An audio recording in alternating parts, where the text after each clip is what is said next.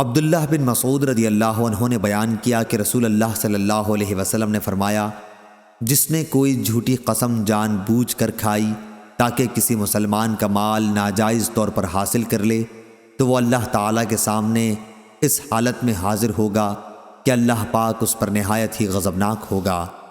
راوی نے بیان کیا، اس پر عشعث رضی اللہ عنہ نے کہا کہ اللہ کی قسم، مجھ سے ہی متعلق ایک مسئلے میں رسول کریم صلی اللہ علیہ وسلم نے یہ فرمایا تھا، میرے اور ایک یہودی کے درمیان ایک زمین کا جھگڑا تھا، اس نے انکار کیا تو میں نے مقدمہ نبی کریم صلی اللہ علیہ وسلم کی خدمت میں پیش کیا۔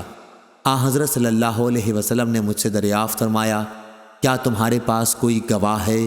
میں نے کہا کہ نہیں۔ انہوں نے بیان کیا کہ پھر حضرت صلی اللہ علیہ وسلم نے یہودی سے فرمایا کہ پھر تو قسم کھا۔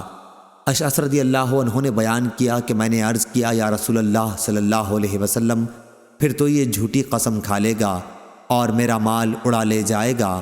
اس پر اللہ تعالیٰ نے یہ آیت نازل فرمائی، بے شک وہ لوگ جو اللہ کے عہد اور اپنی قسموں سے تھوڑی پونجی خریدتے ہیں، آخر آیت تک۔ صحیح بخاری حدیث نمبر 2416 2417۔